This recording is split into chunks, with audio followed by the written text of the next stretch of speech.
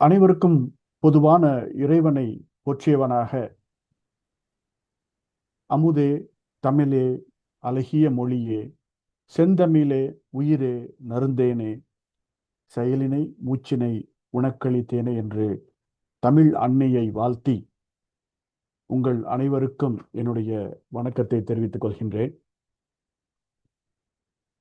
நம்முடைய பட்டிமன்றத்துடைய தலைப்பு இன்றைய சூழலில் மகிழ்ச்சி நிறைந்திருப்பது வீட்டிலா சமூகத்திலா. இப்போ வீட்டில் மகிழ்ச்சி அப்படின்னா, இப்போ வீட்டில் எப்படி மகிழ்ச்சியா இருக்க முடியும்? வீடுங்கிறது முதல்ல கணவன், மனைவி, தாத்தா, பாட்டி, பிள்ளைகள், இதுதான். இப்போ இந்த வீட்டில் மகிழ்ச்சி அல்லது சமூகத்தில் தான் மகிழ்ச்சி? நான் வீட்டிலே இருக்க மாட்டேயா, எப்போ பார்த்தாலும் சமூகத்திலேயே தான் இருப்பேன், என்னுடைய மகிழ்ச்சி சமூகத்தில் தான். அப்படி ஒரு அணி. இல்லை இல்லை, என்னத்த இருந்தாலும் வீடு மாதிரி வருமா? வீட்டில் இருக்கிற மகிழ்ச்சி தானே முக்கியம். அப்படி ஒரு அணி. அப்போ வீட்டில் மகிழ்ச்சினா என்ன? இப்போ வள்ளுவர் ரொம்ப அருமையா சொன்னார். அன்பும் அறனும் உடைத்தாயின் இல்வாழ்க்கை பண்பும் பயனும் அது. அப்போ அன்பும் அரண் எங்க இருக்குது? இல்வாழ்க்கை, அந்த குடும்பம், அந்த வீடு, பண்பும் பயனும். ரொம்ப அருமையா சொன்னார் வள்ளுவர். அது மட்டுமல்ல, ரொம்ப அருமையா சொல்றார். குடும்பம் நடத்துபவரை தவிர மற்றவர்களை விட உயர்ந்தவர் யார் இந்த உலகத்துல? இந்த உலகத்துல உயர்ந்தவர் யார் தெரியுமா? குடும்பத்துல, குடும்பத்தில் இருக்கவர், குடும்பத்துல மகிழ்ச்சியா இருக்கிறவர் அப்படின்னு சொன்னார் வள்ளுவர். அப்ப சமூகத்துல இருக்க மகிழ்ச்சி என்ன? சமூகத்துல என்ன மகிழ்ச்சி? சமூகத்துல என்ன? நல்ல நாடு, ஒரு பாதுகாப்பான நாடு, நல்ல அரசாங்கம், நேர்மையான அரசாங்கம், அப்புறம் அந்த அரசாங்கத்தை நிர்வகிக்கக்கூடியவர்கள், அப்புறம் வேற என்ன இருக்குது? தீபாவளி பண்டிகை சமூகத்தோடு சேர்ந்து கொண்டாடக்கூடிய எத்தனையோ நிகழ்ச்சிகள் இன்னைக்கு சிங்கப்பூர்ல, பல நிகழ்ச்சிகள், பொங்கல் நிகழ்ச்சி, தீபாவளி நிகழ்ச்சி, அனைத்து இனத்தவரும் சேர்ந்து ஒன்றாக இருக்கக்கூடிய அற்புதமான நிகழ்வுகள்லாம் சமூகத்தில் நடைபெறுது. அதுதான மகிழ்ச்சி. அப்ப இரண்டு பக்கமும் மகிழ்ச்சி இருக்குது. ஆனால் அதிக நிறைந்திருப்பது, மகிழ்ச்சி அதிகமா சூழல்ல இருக்கிறது எங்க? வீட்லயா இல்ல சமூகத்திலயா?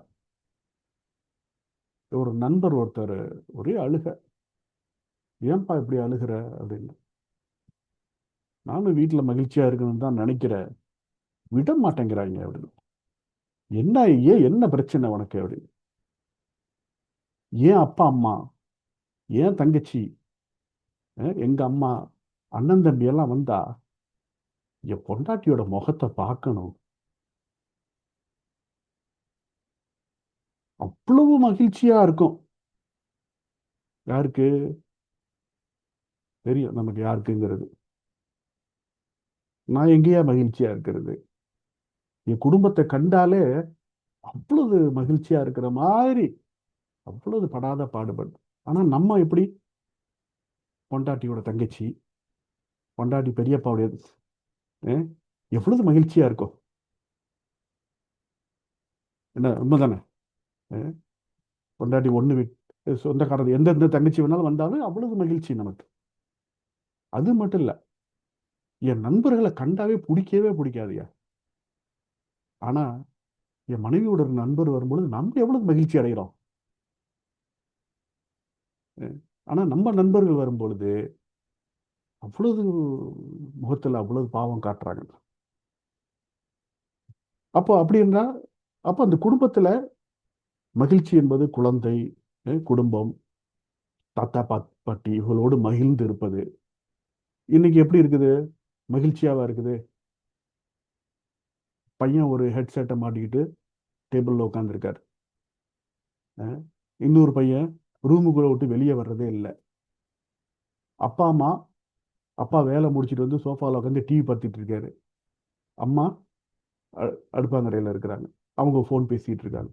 இதுல எப்படி எங்கேயா மகிழ்ச்சி வருது? அவன் அவன் அவன் வேலையை பார்த்துட்டு இருக்கான். சாப்பிட கூப்பிட்டாலும் ஒவ்வொரு அறையா கதவை தட்டி, ஐயா வாங்க சாப்பாடு வச்சாச்சுன்னு கூப்பிட்டா தான் வரானுங்க. அந்த மாதிரி சூழ்நிலைகள் இன்னைக்கு உருவாயிருச்சு. ஆனா சமூகத்துல எவ்வளவு மகிழ்ச்சி, வீட்டை விட்டு வெளியே போனாவே அவ்வளவு மகிழ்ச்சியா இருக்கு அப்படின்றாரு புகழேந்தி ஐயா. அஹ் அந்த அளவுக்கு வீட்டை விட்டு மகிழ். ஆனா இன்னைக்கு என்ன சொல்றாருன்னா, ஐயா வீடுதான் மகிழ்ச்சி, அஹ் இன்னைக்கு வீடுதான் மகிழ்ச்சி. ஏதோ நம்ம முன்னாடி சொல்லியிருக்கலாம், ஏதோ வேற ஒரு பட்டிமன்றத்துல கூப்பிட்டாங்க சொல்லிவிட்டாங்க. ஆனா இன்னைக்கு வீடுதான் மகிழ்ச்சி அப்படின்னு பேச வந்திருக்காங்க. இப்ப நம்முடைய இதுல குடும்பமா வீடா, சாரி குடும்பமா சமூகமா, அதுதான். இப்போ குடும்பம் தான் அப்படிங்கிறத தன்னுடைய அணியிலிருந்து வீட்டில் தான் என் மகிழ்ச்சி அப்படின்னு பேச வராங்க பைந்தமிழ் மன்றத்துடைய சிறந்த பேச்சாளர், நல்ல அருமையா பேசக்கூடியவங்க. அவங்கள்லேருந்தே முதல்ல ஆரம்பிக்கவும் செல்வி மணிவேல் செல்வி அவர்களை நான் இன்றைய சூழ்நிலையில் மகிழ்ச்சி நிறைந்திருப்பது வீட்டில் தான் அப்படின்னு பேச வராங்க மணிவேல் செல்வி அவர்கள். நன்றி ஐயா.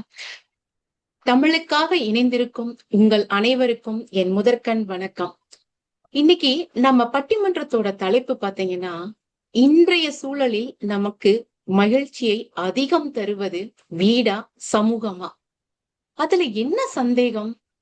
ஐயளவும் சந்தேகமே கிடையாது. அதிக மகிழ்ச்சி தருவது வீடுதான்னு ஆணித்தரமா சொல்லுவேன், அடிச்சு சொல்லுவேன் ஐயா. அடிங்க, பார்த்து அடிங்க. என் கையில தான் அடிச்சுக்கிட்டேன். வீடுனா என்னன்னு நினைக்கிறீங்க? கதவு, ஜன்னல், கட்டிடம் இப்படின்னு செங்கலால கட்டப்பட்ட கட்டிடம்னு நினைக்கிறீங்களா? தவறுங்க. அங்குதான் அன்பான கணவன் மனைவி உறவு இருக்கு. குழந்தைகள் பாசம், அன்பு, நேசம் இருக்கு. ஆலோசனை கூறக்கூடிய பெரியவர்கள் அங்கதான் இருக்கிறாங்க நம்மளுக்கு. இதுதான் நம்ம வாழ்நாள்லயே மகிழ்ச்சியின் அடித்தளமா இருக்குயா. அங்க யாரும் நம்மள மதிப்பெண்களால தோற்றத்தாலையும் ஒப்பிட்டு நம்மள மதிப்பீடு செய்வது கிடையாதுங்கய்யா. அங்க அன்பு மட்டும்தான் இருக்கும், பாதுகாப்பும் இருக்கும், நம்பிக்கையும் இருக்கும், உண்மையான அதிக மகிழ்ச்சியும் இருக்கும்யா. அந்த வீட்டுலதான் நம்மளா உண்மையா வாழ முடியும். மத்தவங்களுக்காக பயந்து போலியா நடிக்க வேண்டிய அவசியம் கிடையாது. அப்படிப்பட்ட வீடை விட்டுட்டு சமூகத்துல மகிழ்ச்சி இருக்குன்னு நீங்க சொல்றீங்க அப்படின்னு நம்ம எதிரணியும் சொல்றாங்க. அது அறவே கிடையாது. எதிரணி சொல்றாங்க. நீங்க தீர்ப்பை தவறா சொல்லிடக்கூடாது இல்லையா? அதனாலதான் முன்னெச்சரிக்கையா நான் நீங்க சொல்றீங்கன்றத சொல்லிட்டேன். எப்படினாலும் தீர்ப்பு நீங்க எங்களுக்குதான் சாதகமா சொல்லுவீங்க. இருந்தாலும் நாங்க அப்பப்ப உங்களை எங்க அணிக்கு இழுத்துக்கணும்ல. அது மட்டும் இல்லையா, இன்றைய சூழ்நிலையில நம்மளுடைய சமூகம் எதை நோக்கி ஓடுது?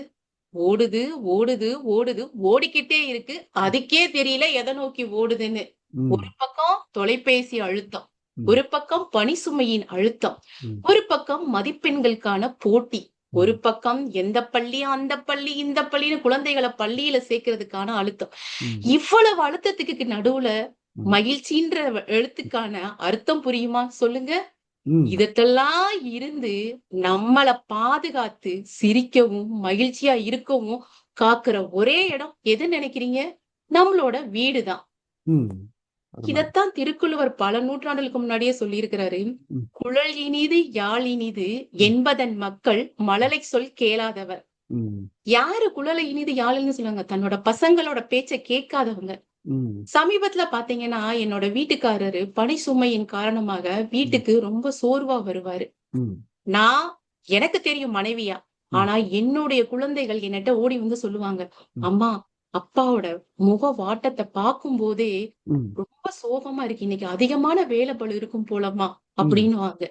அப்படியே போய் அன்பா அக்கறையா அவங்க கைய புடிச்சு, அப்பா சாப்பிடுறீங்களா, என்ன பிரச்சனை உங்களுக்கு, சாமி கும்பிடுவோமா அப்படின்னு அவங்களோட உரையாடும் போது அந்த பணி சுமை எங்க ஓடுதுன்னே தெரிய மாட்டேங்குதுயா. அந்த மாதிரியான நிலைமையில இப்ப குடும்பத்துல இருக்க உறுப்பினர்களும் உறவுகளும் அவங்களோட பணி சுமைகளை குறைச்சு அவங்களுக்கு அருமருந்தா இருக்கிறாங்க. அப்படி இருக்கிற வீடுதாயா நம்மளுக்கு அதிக மகிழ்ச்சிய தருது. ஒரு பஞ்ச் ஒண்ணு சொல்றியா, வீடுதான் நம்மள ரீசெட் செய்யும் ஒரு சார்ஜ் பாயிண்ட்யா. எங்கெங்கெல்லாம் மன அழுத்தத்துல எல்லாம் நம்ம வர்றோமோ, நம்ம வீட்டுல இருக்கக்கூடிய உறவுகளும் உறுப்பினர்களும் நம்மள சார்ஜ் பண்ணி நம்மள ஊக்கப்படுத்தி திருப்பி அந்த போராட்டத்துக்கு நடுவுல நம்மள தள்ளி விட்டு எதிர்த்து நின்னு நம்மளுக்கு சார்ஜ் பூஸ்ட் பண்ணிக்கிட்டு இருக்கிறாங்கயா. அந்த அளவு வீடு நம்மளுக்கு உறுதுணையாவும் மகிழ்ச்சி தரக்கூடிய இடமா இருக்கிறது. சார்ஜ் பண்றதுக்கு ஏதாவது காசு வாங்குறாங்களா? அது அன்புதாயா. அன்புக்கு விலை மதிப்பு இல்லாதது. அருமை அருமை. இப்ப தொலைபேசியில நீங்க உங்க அம்மாக்கு எதிரணியே எடுத்துக்கோங்க, யாரு வேணாலும் அவங்க அம்மாக்கு போன் பண்ணட்டும், முதல்ல அவங்க கேட்கிற கேள்வி என்னதவா இருக்குயா? சாப்பிட்டியா அம்மா? எத்தனை ஒரு மன சங்கடங்கள் இருந்தாலும் இந்த ஒரு வார்த்தை போதும், நம்மளோட மகிழ்ச்சி ஆனந்த கண்ணீருக்கா ஈடு இணையே எதுவுமே கிடையாது. சமூகத்துல உள்ள நண்பர்கள் மாறலாம், வேலைகள் மாறலாம், அதெல்லாம் நிரந்தரமற்றது. அவங்களால மகிழ்ச்சிகள் தரலாம், அது எதுவுமே நிரந்தரமாக கடைசி வரைக்கும் நம்மளோட வரது கிடையாதுயா. ஆனா வீடும் வீட்டுல இருக்க உறவுகளும் உறுப்பினர்களும் நிரந்தரமானது, அது கடைசி வரைக்கும் நம்மளோட வரும். முடிவா நான் என்ன சொல்றேன்னா, மகிழ்ச்சி என்பது நம் உள்ளிருந்து இருக்கிறது, அதை அதிகம் கொடுப்பது வீடே என்று கூறி என்னுடைய உரையை முடிக்கிறேன். வாய்ப்பளித்த அனைவருக்கும் நன்றி, வணக்கம். அருமை அருமை அருமை. ரொம்ப ரொம்ப அருமையா சொன்னாங்க மணிவேல் செல்வி. குடும்பம் தானே, குடும்பத்துல தானே கணவர் அப்படியே அப்படியே சோகமா வரும் பொழுது, ஆஹா நம்ம குடும்பம் நம்ம வீடு, அவருக்கு ஒரு பூஸ்ட், அப்படியே மகிழ்ச்சியை கொடுக்கறது குடும்பம் தான். சமூகத்துல யார் கவலைப்படுவா? நம்ம கணவருக்கு ஏதாவது ஒரு, நம்மளுடைய குழந்தைகளுக்கு நம்ம பிள்ளைங்களுக்கு ஏதாவது தேவைன்னா நாம தானே. சமூகம் எங்க கவலைப்படுது? சமூகமாக நம்முடைய பிரச்சனைகள்லாம் தீர்த்து வைக்குது. நம்ம வீட்டில் இருக்கிற பிரச்சனைகள்லாம் தீர்க்க வேண்டியது நம்முடைய அந்த பிரச்சனைகள்லாம் தீர்த்து வச்சுட்டு மகிழ்ச்சியா இருக்கிறது நம்முடைய குடும்பம். சமூகத்துல யார் நமக்கு உதவி செய்யறா அப்படிங்கிறது அவருடைய வாதத்தை ரொம்ப தெளிவா எடுத்து வச்சிருக்காங்க. இப்போ அடுத்தது, நீ இப்படியே குடும்பம் குடும்பம்னு சொல்ற, சமூகத்தை கொஞ்சம் திரும்பி பாரு, சமூகத்துல இருக்கக்கூடிய நிகழ்வுகளை பாரு, வெளியில வாங்க, வீட்டை விட்டுட்டு வெளியில வாம்மா, கேட்டை துற அப்படின்னு சொல்ல உங்களை அன்போடு அழைக்கிறாங்க. சமூகம் தான் மகிழ்ச்சிக்கு காரணம்னு சொல்லி பேச்சாளர் சூர்யா அவர்களை நான் அன்புடன் அழைக்கின்றேன். அடுத்த பேச வருகிறார்.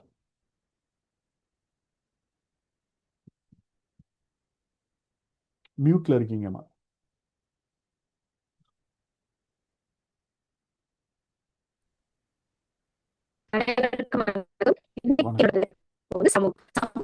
எவ்வளவு மகிழ்ச்சி கிடைக்கிறது அப்படின்னா, ஒருத்தர் தினமும் பள்ளிக்கு போறாங்க, படிக்க மட்டும் இல்ல, விளையாடுறாங்க, நிறைய பேசுறாங்க, கலந்துரையாடுறாங்க. அது மட்டும் இல்லாம நிறைய விஷயம் அவங்க சமூகத்துல கத்துக்கிறாங்க. ஒருத்தர் எப்படி உதவி செய்யணும், ஒருத்தர் கீழே இருந்தா எப்படி உதவி பண்றது, நமக்கு சமூகம் நம்மளோட கத்துக் கொடுக்குது.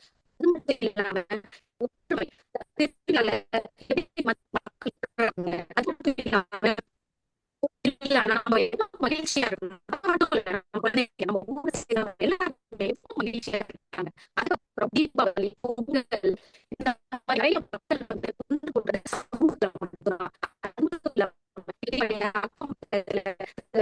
உங்க குரல் தெளிவா கேட்கலையம்மா. உங்க ஆடியோ கொஞ்சம் சரி பண்ணுங்க.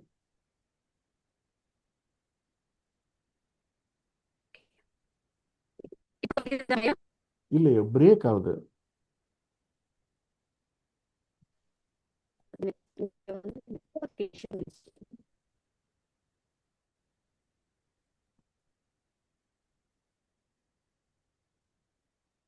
இப்ப கேக்குதா? தொடர்ந்து பேசுங்க.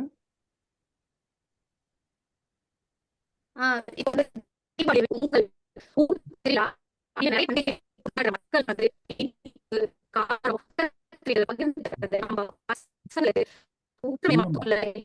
எல்லா ஒரு விஷயத்தையும் அறவே கேட்கலாமா? சுத்தமா நீங்க பேசுறதே கேட்கல, பிரேக் ஆகுது, வாய்ஸ் எதுவுமே சரி வர கேட்க மாட்டேங்குது. வேற இயர்பீஸ் எது இருக்கவங்க முதல்ல டெஸ்ட் பண்ணாங்களா?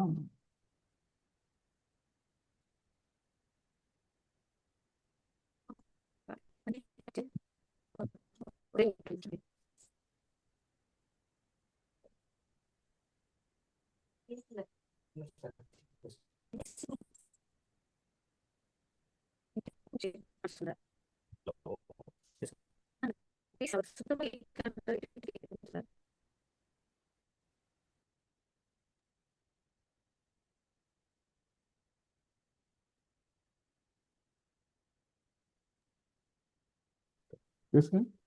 ஒரு ஆ இப்ப கேக்குதாங்கய்யா? இப்பதாம்மா கேக்குதுமா, கேக்குதுமா. சமூகமே வருத்தப்பட்டு போச்சுமா. போங்க. இங்க நீ இல்ல ஃபர்ஸ்ட். சார், இங்க சரி, ஆரம்பிங்க புயல் ஆரம்பிங்க ஆரம்பிங்க இருக்கிறதுனால ஆரம்பிங்க ஆரம்பிங்க ஆரம்பிங்க. சரியா இல்ல சார். அதனால ம், இப்ப இப்ப வந்து ஆரம்பிக்கலாமா சார்? ம்.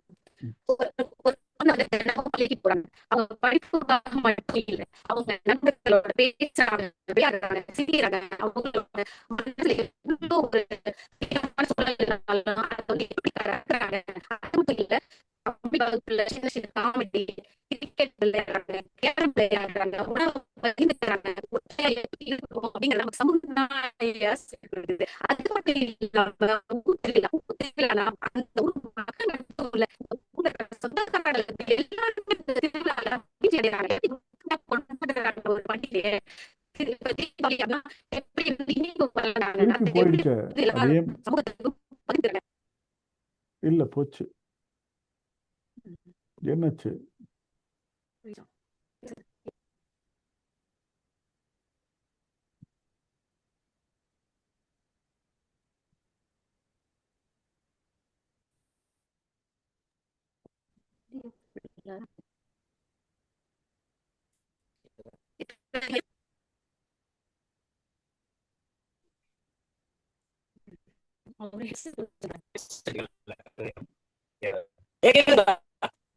இல்ல பிரேக் ஆகுது. அவங்க பேசுறது பிரேக் ஆகி வருது.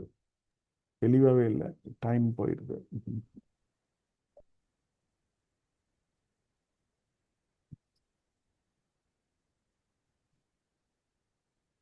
சரி, பேசுங்க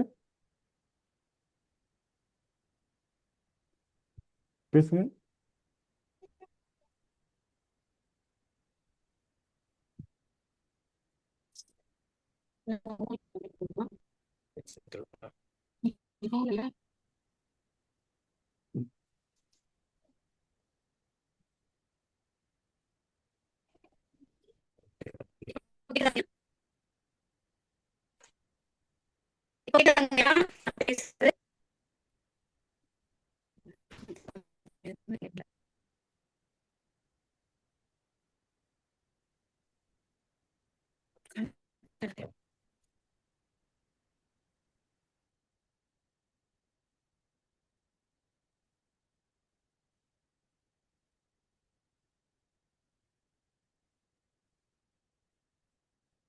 ஹலோ.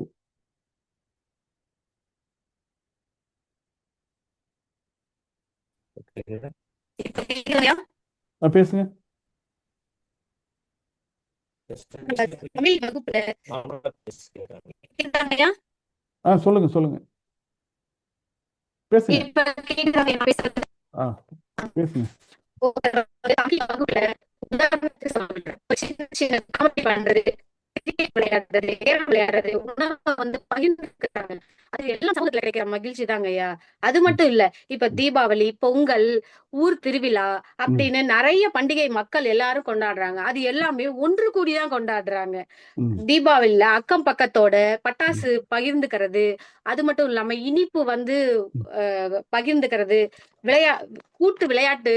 அந்த தீபாவளி பொங்கல்னா கூட்டு விளையாட்டு எல்லாம் செய்யறாங்கயா. அது மட்டும் இல்ல, அஹ் குழுவோட சேர்ந்து விளையாடும் போது நம்மளோட மனசுல வந்து நம்ம எல்லாரும் ஒண்ணு, நம்ம ஒற்றுமை அப்படின்ற ஒரு பெரும்பாலான மகிழ்ச்சி நிறைய பேருக்கு கிடைக்குதுங்க ஐயா. அது மட்டும் இல்ல, ஒரு போட்டியில வெற்றி பெற்றா அந்த அணி உறுப்பினர்கள் எல்லாரும் சேர்ந்துதாயா இந்த சமூகத்துல கொண்டாடுறாங்க. ஒருத்தர் மட்டுமாங்க ஐயா கொண்டாடுறாங்க. அது மட்டும் இல்ல, நிறைய வந்து தூய்மை வேலை செய்யறதுக்கு பள்ளி மாணவர்கள் குழுவா வந்து நிறைய பேரை நம்மளே பாக்குறோமே ஐயா. அவங்களுக்கெல்லாம் ஒற்றுமை மட்டும் இல்லையா, மகிழ்ச்சி எல்லாமே அது சமூகம் தாயா நமக்கு தருது. ஒரு வீட்டுல திருமணம் அப்படின்னா இப்பவும் சரி, அக்கம் பக்கத்து வீட்டுக்காரங்க, நண்பர்கள்ல இருந்து எல்லாருமே அந்த ஒரு உதவி செய்யறாங்க இல்லையா. அது மட்டும் இல்ல, இப்போ ஒரு தேர்வு போறாங்க அந்த மாணவன் அப்படின்னா, அவங்க வீட்டுல யாருக்கா உடம்பு சரியில்லைன்னா அக்கம் பக்கத்துல இருக்கிறவங்க இப்பவும் நமக்கு உதவி செய்யறத நம்ம கண்கூடா பாக்குறோம். அது மட்டும் இல்லங்கய்யா, நோய்வாய்ப்பட்டவர்களுக்கும் நம்ம இல்ல மாணவர் நோய்வாய்ப்பட்டவர்களுக்கும் சொல்லுங்க சொல்லுங்க. நோய்வாய்ப்பட்டவர்களுக்கு எப்படி மக்கள் வந்து உதவி செய்யறாங்க. இப்ப என்னால முடியல அப்படின்னு சொல்லி நம்ம சொல்லும் போது மத்தவங்க நம்மளுக்கு உதவி செய்யறாங்க. அது வந்து சமூகத்துலதாங்க கிடைக்குது. நண்பர்களோ இல்ல சொந்தக்காரங்களோ கூட நம்ம பக்கத்துல இல்லையாங்கய்யா, நமக்கு சமூகம் தானாங்க ஐயா உதவி செய்யுது எல்லாத்த விட அதிகமா. இப்போ எனக்கோ இல்லையா, எனக்கோ இல்ல என்னோட வீட்டுல இருக்கிறவங்க யாருக்கோ உடம்பு சரியில்லை அப்படின்னா அக்கம் பக்கத்துல இருக்கிறவங்களுக்கு உடனே இப்ப சொன்னோம் அப்படின்னா உடனே சமைச்சு எடுத்துட்டு வந்து எங்க வீட்டுல கொடுத்துட்றாங்க ஐயா. இப்பவும் அது நடக்குதுங்க ஐயா. சமூகத்துல தானங்க ஐயா அந்த உதவி எல்லாம் நமக்கு கிடைக்குது. இப்ப சொந்தக்காரங்களோ இல்ல நண்பர்களோ அவங்களும் வந்து நமக்கு அந்த ஒரு அவசர காலகட்டத்துல அவங்களுக்கு ஏதோ ஒரு வேலை இருக்கும், அவங்கள போய் நம்ம ஏன் வந்து இது பண்ணணும் அப்படின்றதால அவங்க மட்டும் இல்ல, சமூகமே நமக்கு உதவி செய்யறதால தாங்க இப்பவும் நம்ம மகிழ்ச்சியா இருக்கோம். இப்போ தமிழ் வகுப்பு அப்படின்னா சின்ன சின்ன காமெடி பண்றாங்க, கிரிக்கெட் விளையாடுறாங்க, கேரம் விளையாடுறாங்க, உணவை வந்து பகிர்ந்துக்கிறாங்க. அது மட்டும் இல்லாம உதாரணத்துக்கு சொல்ல போனோம் அப்படின்னா ஊர் திருவிழாலாம் எல்லா மக்களும் சேர்ந்துதாங்க இப்போ வரைக்கும் கொண்டாடுறாங்க. அவங்க மட்டும் இல்ல, அவங்களுக்கு சொந்தக்காரங்க அக்கம் பக்கத்துல இருக்கிறவங்கன்னு எல்லாரும் மகிழ்ச்சியை கூட சமூகத்துல ஒற்றுமையா தாங்க இப்போ வரைக்கும் கொண்டாடுறாங்க. இப்போ மாணவர்கள் வந்து சமூகம் வந்து என்ன சொல்லி கொடுக்குது அப்படின்னா, நம்ம இப்ப தூய்மை வேலை செய்யணும், இப்ப நிறைய இடத்துல சுத்தம் பண்றாங்க. அது மட்டும் இல்லாம எப்படி ஒற்றுமையா ஒரு வேலையை செய்யணும், நம்ம சமூகத்துல நம்ம மாணவர்களுக்கு என்ன கத்துக் கொடுக்குறாங்க அப்படின்னா ஒற்றுமை, பழக்க வழக்கம், பண்பாடு, நாகரிகம் அப்படின்றது எல்லா இடத்துல இருந்தும் மாணவர்கள் சமூகத்துல தாங்க கத்துக்கிறாங்க. வீட்டுக்கு வராங்க, அப்படியே வந்துட்டு ஹோம்ஒர்க் பண்றாங்க, அப்புறம் டியூஷனுக்கு போயிடுறாங்க. இதுதானங்க ஐயா. வீட்டுக்கு வந்து எவ்வளவு நேரம் சனி ஞாயிறு தவிர மீது 5 நாளும் வீட்டை விட அதிகமான ஒரு நேரம் மாணவர்கள் வந்து சமூகத்துலதான் இருக்கு. சமூகம் தான் நமக்கு நிறைய பாடகத்தை கத்துக்க தருது. அது கஷ்டத்தையும் தருது, துன்பத்தையும் தருது. எல்லாத்தையும் தாங்குற சக்தி நமக்கு சமூகத்துல தாங்க கிடைக்குது.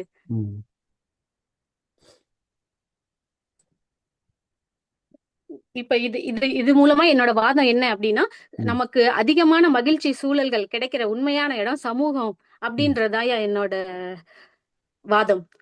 வாய்ப்புக்கு விடை தந்த அனைவருக்கும் நன்றி. அருமை அருமை அருமை. ஆரம்பத்துல கொஞ்சம் தொழில்நுட்ப கோளாறு ஏற்பட்டா கூட நம்ம பிறகு சரியாயிடுச்சு. அருமை அருமை. இதுக்கெல்லாம் குடும்பம் தாயா காரணம். சம்பந்தம் இல்லாம தப்பான ஒயரை கொடுத்து விட்டாங்க. இது சமூகமா இருந்தா கதவை தட்டி இந்த அம்மா இந்த தொலைபேசியில பேசு, சாப்பாடு கொடுத்த மாதிரி ஒரு போனுக்கு பதிலாக 3 போனை கனெக்ட் பண்ணி லேப்டாப்பை கனெக்ட் பண்ணுமான்னு செஞ்சிருவான். அது சமூகம். இங்க கணவர் எங்க நல்லா பேசிடுவனோ, சிறந்த பேச்சாளர் ஆயிடுவோனோங்கிறதுல தப்பா கனெக்ஷன் கொடுத்து விட்டாரியா. மகிழ்ச்சி குடும்பத்துல எங்க இருக்குது போட்டாங்க பாருங்க, எவ்வளவு அருமையா. அவங்க சொல்ல, அவங்களுக்கு பதிலாக நான் சொல்றேன். அப்போ குழந்தைகள் சமூகத்துல தானே நல்ல விஷயங்களை கத்துக்கிறாங்க, பள்ளிக்கூடங்கள்ல நல்ல விஷயங்களை சொல்லி கொடுக்குறாங்க, அருமையான விஷயங்களை அவங்க கத்துக்கிறதுல நல்ல ஒரு இன்றைய சமூகத்துல இருக்கக்கூடிய நல்ல விஷயங்களை கத்துட்டு நாளைக்கு தலைவரா வர்றாங்க. நீங்க என்னமோ குடும்பம்னு சொல்லிக்கிட்டே இருக்கீங்களே. சமூகத்தை பாருங்க, எவ்வளவு அருமையான சமூகமா இருக்குது. அவங்கள்ட்ட முதல்ல அவங்க கிட்ட அட்ரஸ் வாங்கணும். பக்கத்து வீட்டுக்காரன் உடம்பு சரியில்லைன்னா சாப்பாடு கொடுக்குறாங்களா, நம்மளும் அதே நம்பருக்கு ஃபோன் அடிச்சு அம்மா என் வீட்லயே கொஞ்சம் உடல்நிலை சரியில்லை, ஒரு வாரத்துக்கு சாப்பாடு கொடுமான்னு வேணா கேட்கலாம். அந்த மாதிரி தான். ஏன்னா கொஞ்ச நேரத்துல அந்த தொலைபேசி நம்பரை நமக்கெல்லாம் கொடுப்பாங்க. அவ்வளவு பெரிய சமூகத்துல அவங்க வாழ்ந்துகிட்டு இருக்காங்க. நீங்க என்னன்னா குடும்பம்னு சொல்லிக்கிட்டு இருக்கீங்க. அப்படி இருந்தா கூட என்னங்க பாருங்க, நான் சொல்றேன் பாருங்க, அடுத்த பேச்சாளர் நான் சொல்றேன், எவ்வளவு தெளிவா சொல்றேன் பாருங்க. குடும்பம் தான் சமூகத்துல என்ன வேணாலும் இருக்கலாம், பக்கத்து கொடுக்கார சாப்பாடு கூட கொடுக்கலாம், ஆனா நாங்க எவ்வளவு மகிழ்ச்சியா நாங்க குடும்பத்தோட வாழ்றோம்னு சொல்ல வராரு பைந்தமிழ் மன்றத்திலிருந்து பேச்சாளர் முருகையன் ஐயாவோ அவர்கள். வாங்க முருகையன், மியூட்ல இருக்கீங்க, ஆன் பண்ணிக்கீங்க.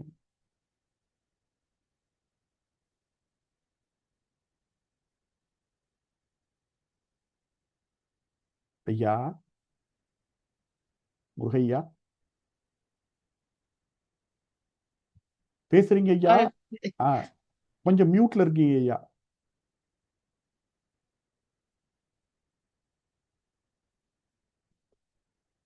கொஞ்சம் ஆன் பண்ணிக்கங்க ஐயா. கேக்குதா?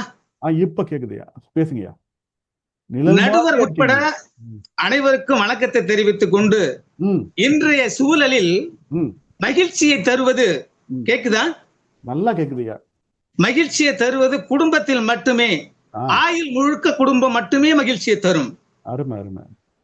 மனமகிழ்ச்சி, கல்யாணம் ஒரு விழா, இல் வாழ்க்கை ஒரு திருவிழா, என் வீடு ஒரு ஆலயம், ம். நீ என் தேவதை. எந்த படத்துல இந்த பாட்டு? கல்யாணத்துல வந்து கணவன் அவ்வளவு ஒரு மகிழ்ச்சியா இருக்கிறான். கல்யாணம் கட்டிக்கிட்ட பிறகு, திருமணம் ஆன பிறகு அவ்வளவு ஒரு மகிழ்ச்சியா இருக்கு அந்த குடும்பம் அப்படிங்கறத இந்த பாட்டு மனைவியை மூலியமா சொல்றீங்க. தேவதையாக்குறான், ம். வீட்டை ஆலயமாக்குறான். ம். திருவிழா வந்து சொல்றான், அதாவது மணவிழா வந்து வீட்டாருக்கு மட்டும்தான், இரு வீட்டாருக்கு தான், ம். சமூகத்துக்கு கிடையாது. சமூகம் வேணும்னா கலந்துக்கலாம். ம். அதனால இரு வீட்டார் திருமண விழா, அந்த மாதிரியான ஒரு மகிழ்ச்சியையும் அந்த விழாவை ஆக்குறான் கணவன். ம்.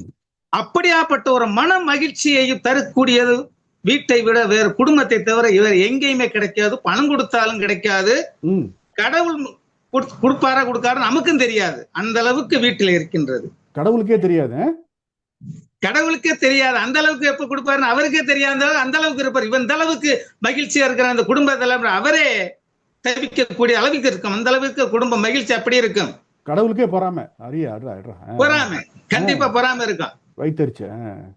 அதே போல சீரு 9 மாத சீர் இப்ப செய்யற எல்லாரும் வீட்லயுமே செஞ்சுக்கிட்டு இருக்காங்க. எல்லாருமே மன மகிழ்ச்சியோடு உறவினரோட, அண்ணன் தம்பி தங்கச்சி கொழுந்தியா அப்படின்னு எல்லாருமே அது ஒரு வீட்டுல உள்ள இரு வீட்டார்ல தான் கொண்டாடுறோம். அத மிகப்பெரிய விழாவை நினைச்சு மிகப்பெரிய ஒரு மகிழ்ச்சியோட கொண்டாடுறோம். அதுவும் அல்லாம வயிற்றுல வளர்ற குழந்தையும் துள்ளி குதிக்கும் நம்மளோட விழாவில, அந்த அதிர்வுல. இது ஏற்கனவே சொல்லப்பட்டிருக்கு. அந்த அளவிற்கு ஒரு மன மகிழ்ச்சி இந்த வீட்டுலதான் நடக்கும். சமூகத்துல இது நடக்குமான கேள்விக்குறிதான். சமூகத்துக்கு முகவரி கிடையாது, குடும்பத்துக்கு முகவரி உண்டு. அது சரி. எப்போதுமே ஆள சொல்ல முடியும், நம்பிக்கை உண்டு. ஆனா சமூகத்துக்கு நம்பிக்கை இருக்காது. அதே போல குடும்பத்துல மேலும் தலைப்பிரசவம். தலைப்பிரசவம் என்று தலைகால தெரியாத கணவனுக்கும் மனைவிக்கும் எல்லாருமே தெரிந்தது தானே. அந்த அளவிற்கு தலைப்பிரசவம் என்றாலே பெரிய விழா எல்லாம் தோத்து போயிடணும். அந்த அளவுக்கு என் பையன் பிறக்க போறான், எனக்கு பொண்ணு பிறக்க போகுது, என்னைக்கு எந்த மருத்துவமனை, எந்த இடம் அப்படிங்கறத முன்கூட்டியே தயார் நிலையில இருக்கும். ஆம்புலன்ஸ் எப்படி இருக்கும், வானூர் இது இருக்குமோ அதே போல எல்லாம் நிறுத்தப்பட்டிருக்கும். அந்த அளவுல மகிழ்ச்சியோட இருப்பாங்க. பிறக்கிறதுக்கு 1 மாசத்துக்கு முன்னாடியே ட்ரெஸ் வாங்கி வச்சிருவான். ஆமா, உறவினர்கள் வச்சிருப்பாங்க, எல்லாருமே வச்சிருப்பாங்க. மாமியார் வீட்டுல இன்னும் நல்லா இருக்கும். ஆமா, ஆம்பளை பையனுக்கு பொம்பளை ட்ரெஸ் வாங்கி வச்சிருவா, பொம்பளை பிள்ளைக்கு ஆம்பளை ட்ரெஸ் வாங்கி வச்சுடுவா. ஆமா, அந்த அளவிற்கு மிகப்பெரிய ஒரு மகிழ்ச்சியான ஒரு வீட்டுல தான் நடக்குமே தவிர அது சமூகத்துல வந்து தெருவில் வச்சுக்கலாம பண்ண முடியாது. ஆமா ஆமா, உண்மைதான். அதே போல 16வது நாள் பேர் சூட்டுறது. நீ பேர் வைக்கிறியா, நான் பேர் வைக்கிறதா, எங்க அம்மா வீட்டுல வைக்கட்டும், நீங்க வைங்க, என் கணவர் வைக்கட்டும், இப்படி எல்லாம் ஒரு போட்டி. கொழுந்தனார் ஒரு போட்டி, நாத்தனார் ஒரு போட்டி, இந்த எழுத்துல வைக்கலாம், அந்த எழுத்துல வைக்கலாம். அந்த மாதிரி எல்லாம் ஒரு மகிழ்ச்சி எல்லாத்திலையுமே இருக்கு. சமூகம் அந்த மாதிரி வைக்க முடியுமா? வைக்கிறவங்க வைக்கிறாங்க, அது திறமை தானே. உண்மைதான். அதே போல பிறந்த